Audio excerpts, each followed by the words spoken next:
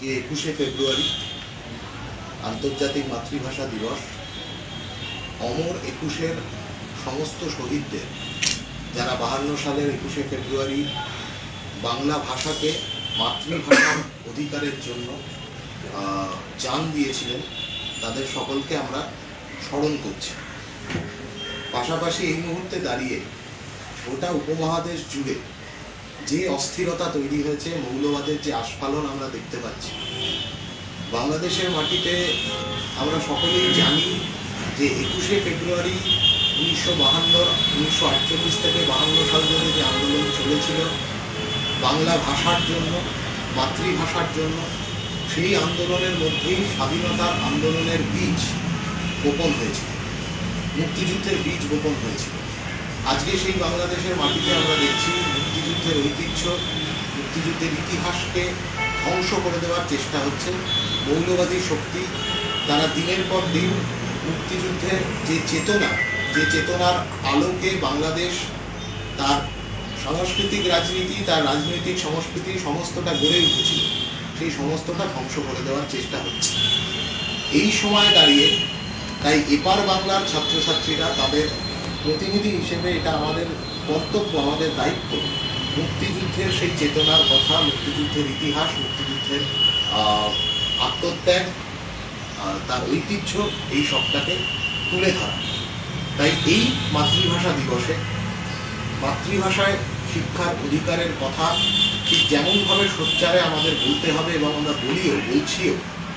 গত বছরই এই একই দিনে ভারতের ছাত্র ফেডারেশন পশ্চিমবঙ্গ রাজ্য কমিটির পক্ষ থেকে একাধিক আঞ্চলিক ভাষায় মেম্বারশিপ ফোলিও, সেই সমস্ত মেম্বারশিপ ফোলিও প্রকাশ করা হয়েছিল। এই বছর আজ থেকে আগামী এক সপ্তাহ 21শে ফেব্রুয়ারি থেকে 28শে ফেব্রুয়ারি মুক্তির সংগ্রাম আমাদের সংগ্রাম, এই স্লোগানকে সামনে রেখে মৌলবাদ, আধিপত্যবাদ এবং সাম্রাজ্যবাদের বিরুদ্ধে প্রচারাভিযান গোটা পশ্চিমবঙ্গের নানা প্রান্তে, নানাভাবে, কোনো নির্দিষ্ট একটি আঙ্গিকে নয়, নানান আঙ্গিকে, নানান রঙে এই প্রচারাভিযান আমরা চালিয়ে নিয়ে যাব। কোথাও সিনেমা দেখানো, ফিল্ম স্ক্রিনিং, কোথাও কোনো বুক স্টল, কোথাও সাংস্কৃতিক চর্চা, গান, কবিতা, আড্ডার মাধ্যমে, কোথাও প্রকাশ্য সেমিনার, এই সবটাকে সামনে রেখে এই মুক্তির লড়াই, যে মুক্তির লড়াইয়ের মধ্যে ভারত এবং বাংলাদেশ একে অপরের সাথে সাংস্কৃতিক বিনিময়, রাজনৈতিক বিনিময়, এই সমস্তটা ঘটেছিল। এবং 71-এর মুক্তিযুদ্ধ, 52 থেকে 71, এই গোটা সময়টা জুড়ে এই বাংলার মাটিতে বামপন্থী ছাত্র আন্দোলন, তারা যেভাবে বাংলাদেশের মুক্তিযুদ্ধের জন্য তারা ঝাঁপিয়ে পড়েছিল, তারা সমস্ত রকম সাহায্য, সেই সমস্তটার ব্যবস্থা করেছিল। এই সবটাকে ফুটিয়ে তোলা এই লিফলেটের মাধ্যমে, এই প্যাম্পলেটের মাধ্যমে গোটা রাজ্য জুড়ে আগামী 7 দিন এই প্রচারাভিযান চলবে। এই প্যাম্পলেটের মধ্যেই স্বাধীনতা সংগ্রামী কমিউনিস্ট আন্দোলনের নেতৃত্ব মুজাফফর আহমেদ বাংলাদেশের মুক্তিযুদ্ধ সম্পর্কে যে লেখা লিখেছিলেন সেই লেখা আছে, এবং পাশাপাশি 1946 সালে বঙ্গীয় আইনসভাতে কমরেড জ্যোতি বসুর যে বক্তৃতা, যে ঐতিহাসিক বক্তৃতা, ভাতৃঘাতী দাঙ্গা বন্ধ করবার ডাক, মৌলবাদের বিরুদ্ধে, সাম্প্রদায়িকতার বিরুদ্ধে যে বক্তৃতা, সেই বক্তৃতাও, তার যে অনুলিখন, তা এখানে এই প্যাম্পলেটের মধ্যে রয়েছে। এই প্যাম্পলেট আগামী 7 দিন গোটা পশ্চিমবাংলার ক্যাম্পাসে ছাত্রছাত্রীদের মধ্যে, অভিভাবকদের মধ্যে পৌঁছে দেওয়ার কাজ আমরা করব। পাশাপাশি এই মুহূর্তে দাঁড়িয়ে বাংলাদেশের মতোই ভারতবর্ষের মাটিতেও মৌলবাদের আস্ফালন আমরা প্রত্যেক দিন দেখতে পাচ্ছি। এই পশ্চিমবাংলার মাটিতে যে কোনো ঘটনাকেই একটা সাম্প্রদায়িক আঙ্গিকে তাকে প্লেস করা, তৃণমূল, বিজেপি দুয়ে মিলে এই কাজ করছে। মানুষের মধ্যে ভেদাভেদ, ঐক্যের যে জায়গা, সেই জায়গাটা, ঐক্যের যে পরিবেশ, এই বাংলার যে সংস্কৃতি, বোধ পূর্ববঙ্গ এবং পশ্চিমবঙ্গ, অবিভক্ত বাংলা যে সংস্কৃতিকে লালন পালন করেছিল, যে ঐক্য, যে সম্প্রীতির সংস্কৃতিকে লালন পালন করেছিল, তা আজকে আক্রমণের মুখে পড়েছে।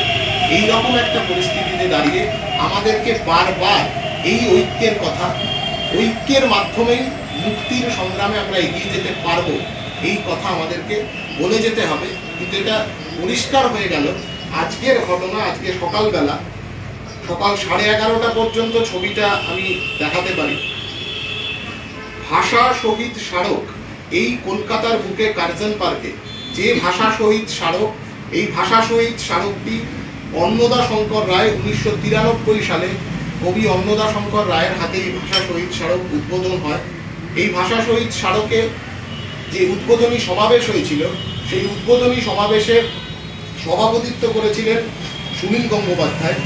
এই ভাষা শহীদ স্মারক আজকে মাটিতে মানে ভেঙে চুরে এরকম একটা অবস্থাতে মাটিতে লুটোপুটি খাচ্ছে কলকাতার বুকে, খোদ কলকাতার বুকে কার্জন পার্কে।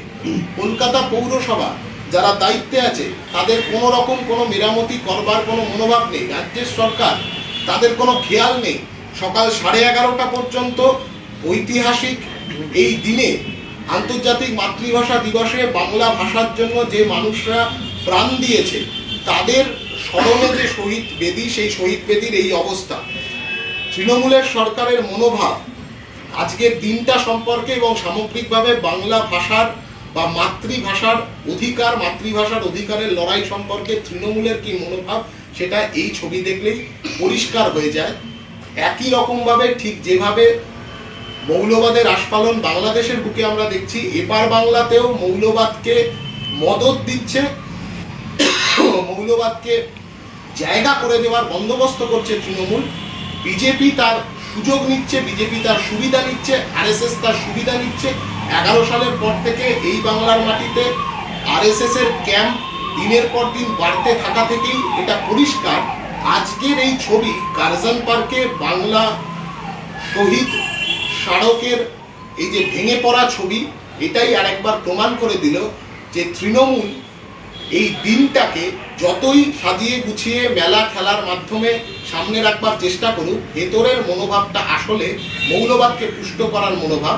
ভেতরের মনোভাবটা আসলে মাতৃভাষার অধিকার, মাতৃভাষায় পড়বার, গড়বার, লড়বার অধিকারকে ভেঙে ফেলার মনোভাব।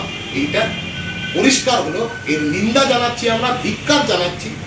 আজকের দিনটা গোটা দুনিয়া জুড়ে, গোটা দুনিয়ার মানুষের কাছে একটা লড়াইয়ের দিন।